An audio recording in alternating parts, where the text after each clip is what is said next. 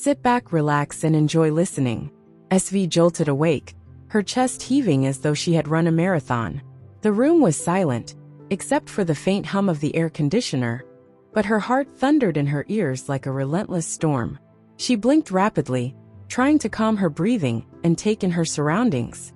Her eyes darted around the room, the familiar, carefully curated space. The plush bed, the elegant sofa, the minimalist decor. It was all exactly where it should be. Nothing was out of place. Nothing except her thoughts. It was a dream, she muttered, almost like a reassurance. Just a ridiculous, stupid dream. But her clenched fists told a different story. The memory of RK's calm, piercing gaze still lingered, stubbornly refusing to fade away. She scowled, her voice sharp with irritation as she muttered to herself, "Why am I dreaming about him? This is absurd." The last 2 days had been frustrating enough without this added torment. 2 days since that night when she had fallen asleep on his lap, caught off guard in a moment of exhaustion she hadn't planned for. 2 days of avoiding him, burying herself in work, and pretending he didn't exist, all in an effort to push down the rising anger, and something else that churned inside her. And now this dream? It was infuriating. She pushed the comforter aside and sat up abruptly, her movements stiff with frustration. "He's invading my life even when I'm asleep," she whispered angrily, rubbing her temples as if she could physically erase him from her mind. But just as she swung her legs over the edge of the bed, ready to shake off her thoughts, she froze. A sound. It wasn't loud, just a faint shuffle of movement, but it was enough to snap her out of her spiral.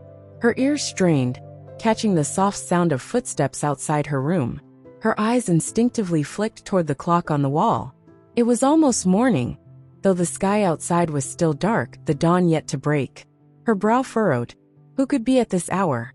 Without thinking, SV stood up, her bare feet moving soundlessly across the floor.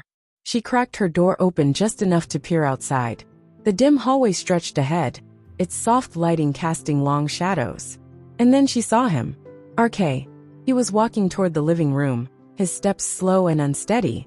His posture was different, his shoulders slumped, his head slightly bowed. It was as if he were carrying an invisible weight, one that dragged him down with every step. SV's breath caught involuntarily. She slipped behind one of the tall pillars in the hallway, her body pressing against it as she watched him. Her sharp eyes tracked his every movement. RK looked off. This wasn't the RK she was used to, the one who always held his head high, defiant and stubborn no matter the situation. This RK looked distant, lost in a world she couldn't see. She watched as he moved into the living room, his steps almost robotic, like he wasn't fully aware of where he was. And then it happened. Thud. He walked straight into the corner of the sofa, his shin colliding with the edge. The soft sound made him stop abruptly. For a moment, he just stood there, staring blankly at the offending furniture, as though he hadn't even realized it was there. Then he let out a soft sigh, one that seemed to carry the weight of his exhaustion, his frustration, and maybe even something deeper. Without a word, he lowered himself onto the sofa, his body collapsing as though it could no longer support him.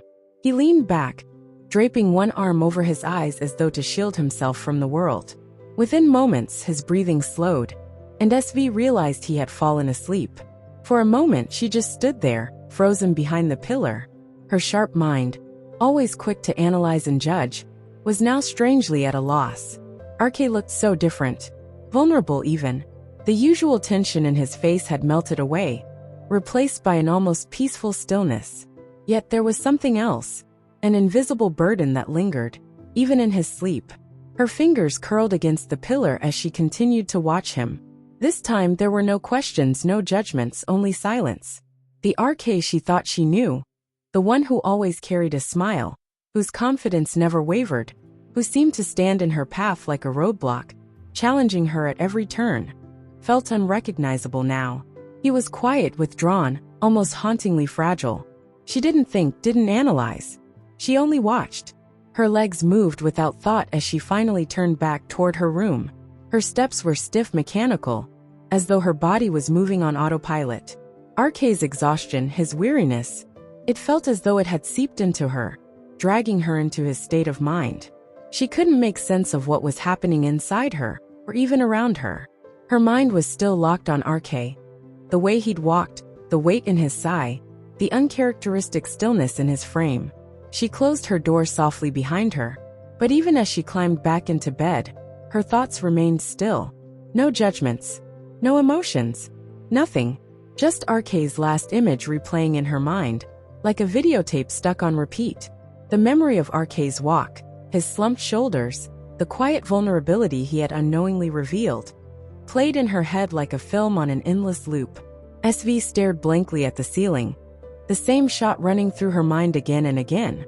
After a while, she finally fell asleep.